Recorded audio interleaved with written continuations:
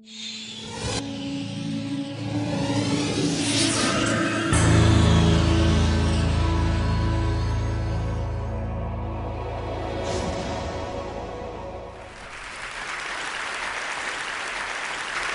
I was 9 years old, I went off to summer camp for the first time, and my mother packed me a suitcase full of books, which to me seemed like a perfectly natural thing to do, because in my family, reading was the primary group activity.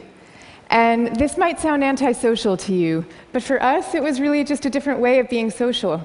You had the animal warmth of your family sitting right next to you, but you were also free to go roaming around the adventure land inside your own mind.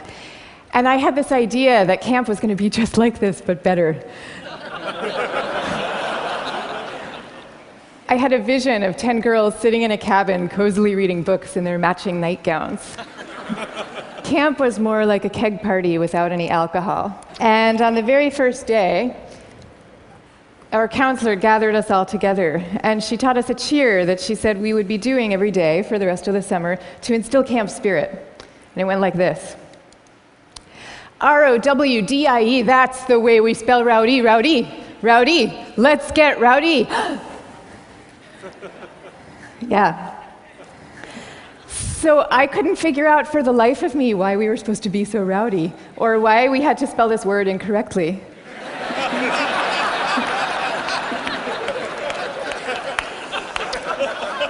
But I recited the cheer. I recited the cheer along with everybody else. I did my best. And I just waited for the time that I could go off and read my books. But the first time that I took my book out of my suitcase, the coolest girl in the bunk came up to me and she asked me, "Why are you being so mellow?"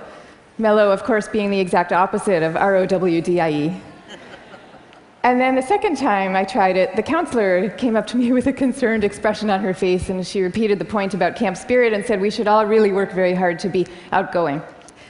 And so I put my books away, back in their suitcase, and I put them under my bed, and there they stayed for the rest of the summer. And I felt kind of guilty about this. I felt as if the books needed me somehow, and they were calling out to me, and I was forsaking them. But I did forsake them, and I didn't open that suitcase again until I was back home with my family at the end of the summer. Now, I tell you this story about summer camp. I could have told you 50 others just like it.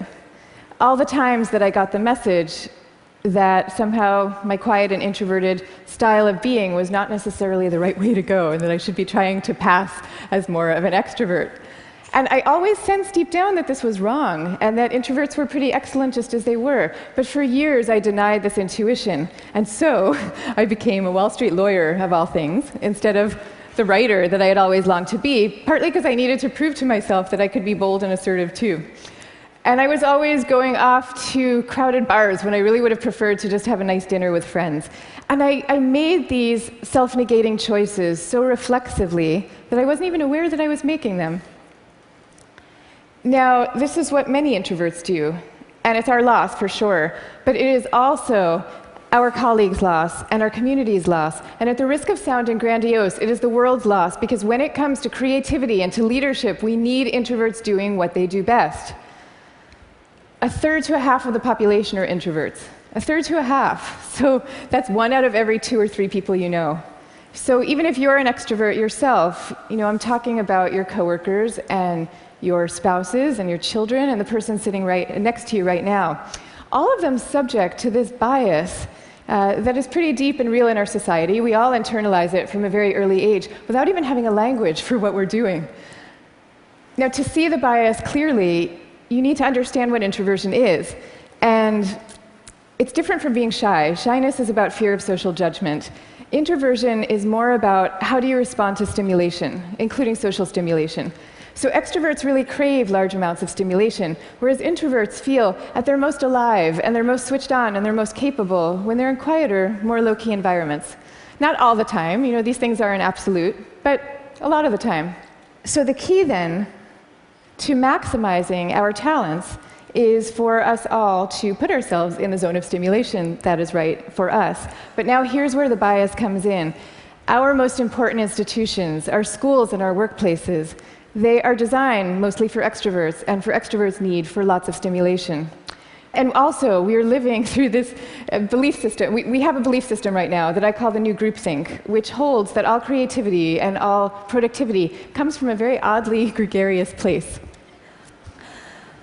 So if you picture the typical classroom nowadays, when I was going to school, we sat in rows. We sat in rows of desks like this, and we did most of our work pretty autonomously. But nowadays, your typical classroom has pods of desks of 4 or 5 or 6 or 7 kids all facing each other. And kids are working in countless group assignments, even in subjects like math and creative writing, which you would think would depend on solo flights of thought. Kids are now expected to act as committee members. And for the kids who prefer to go off by themselves or just to work alone, those kids are seen as outliers often, or worse, as problem cases. And the vast majority of teachers reports believing that the ideal student is an extrovert as opposed to an introvert, even though introverts actually get better grades and are more knowledgeable, according to research. Okay, same thing is true in our workplaces.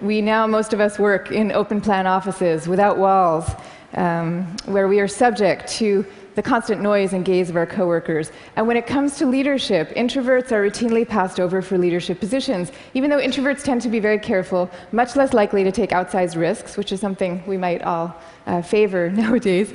And interesting research by Adam Grant at the Wharton School has found that introverted leaders often deliver better outcomes than extroverts do, because when they are managing proactive employees, they're much more likely to let those employees run with their ideas, whereas an extrovert can quite unwittingly kind of get so excited about things that they're putting their own stamp on things, and other people's ideas might not as easily then bubble up to the surface.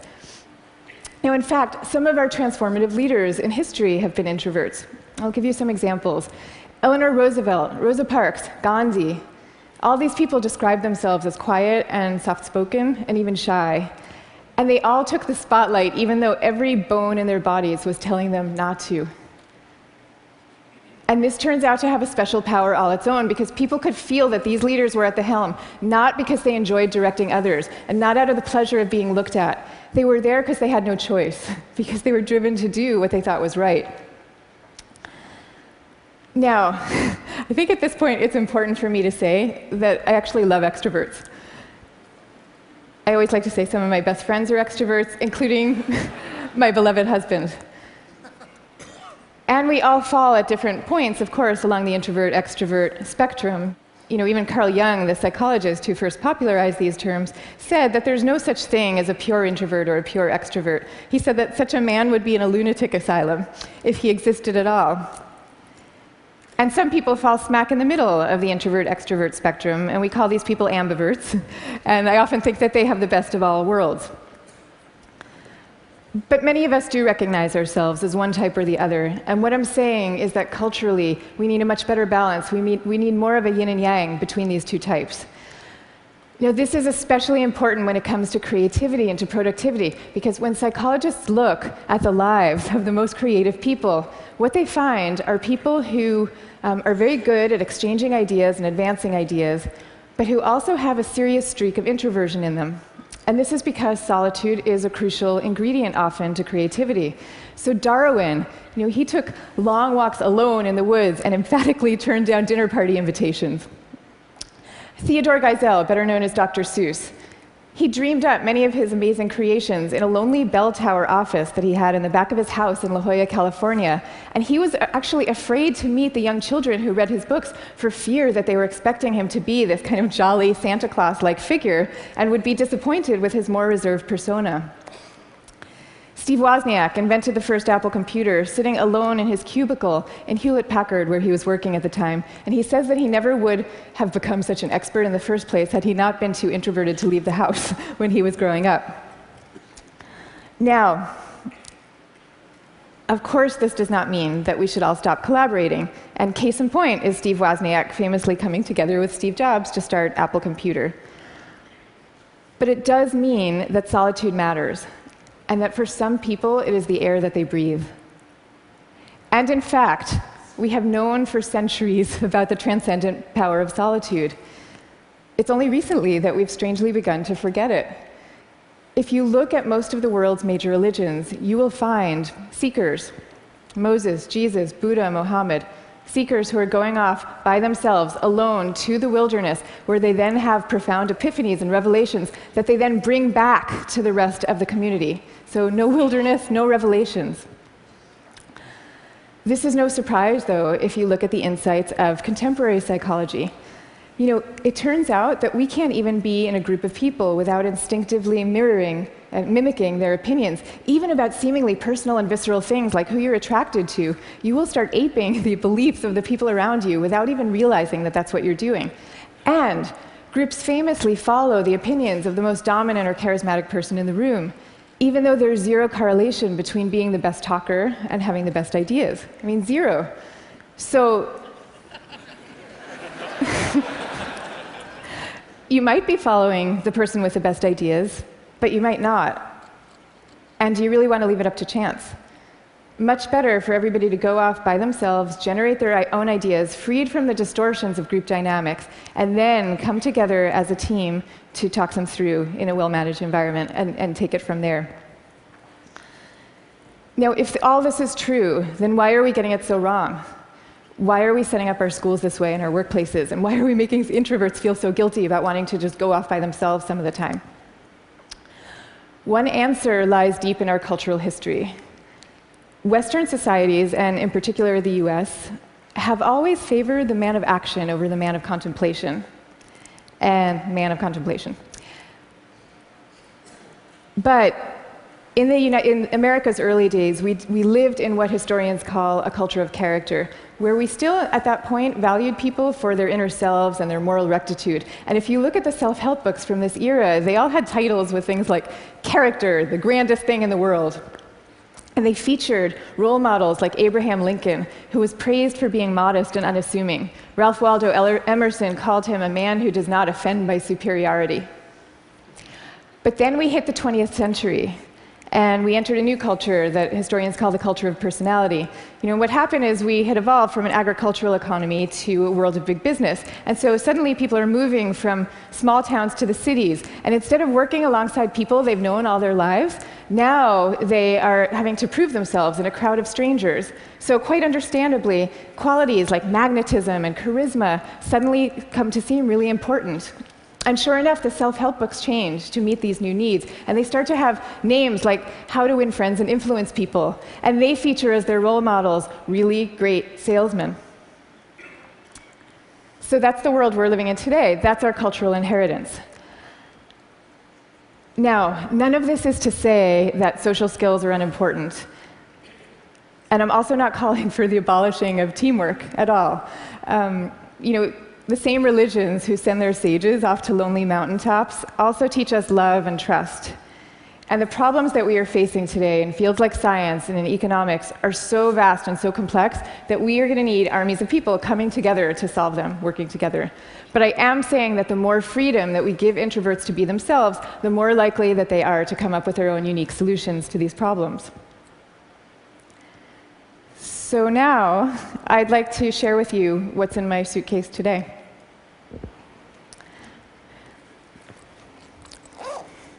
Guess what? Books. I have a suitcase full of books. Here's Margaret Atwood, Cat's Eye. Here's a novel by Milan Kundera. And here's The Guide of the Perplexed by Maimonides. But these are not exactly my books.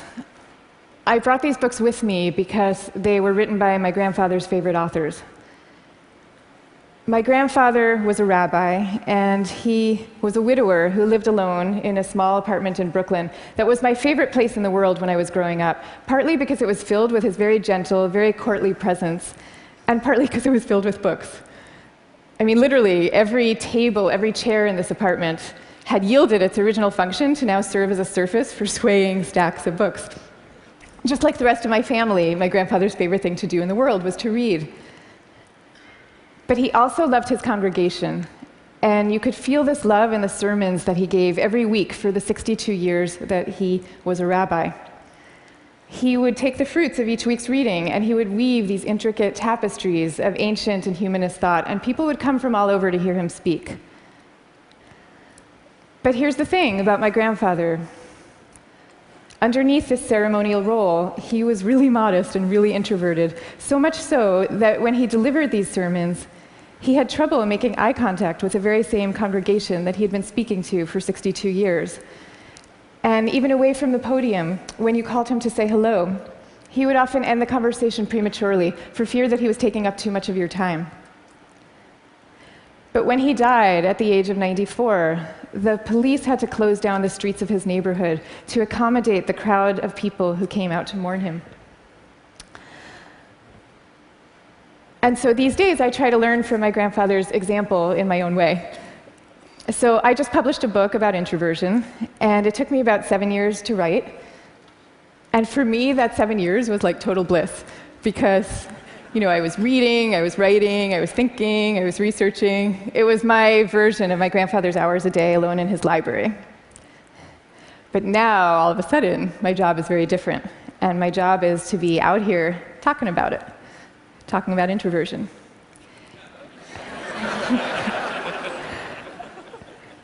And that's a lot harder for me, because as honored as I am to be here with all of you right now, this is not my natural milieu.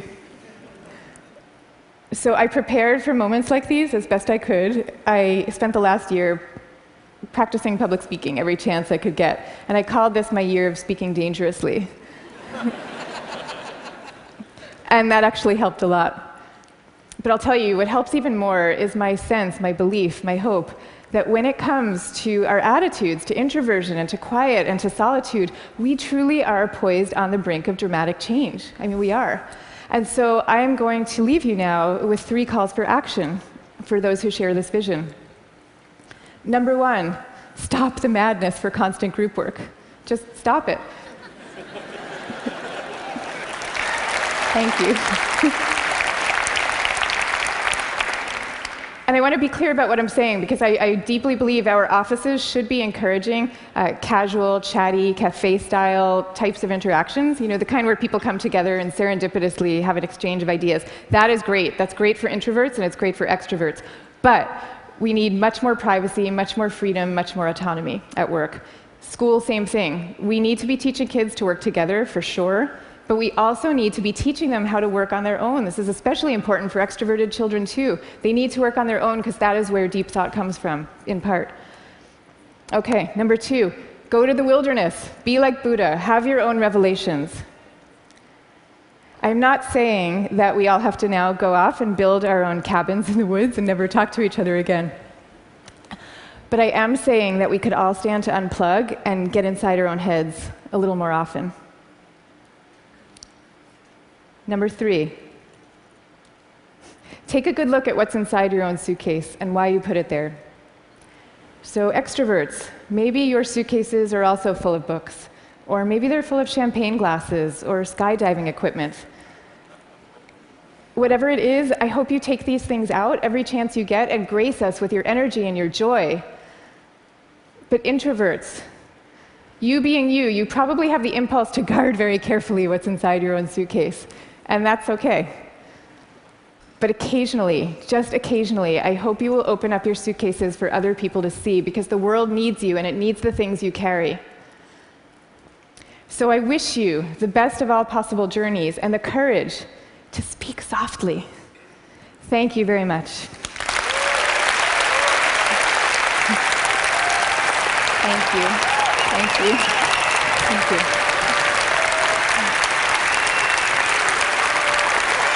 Thank you.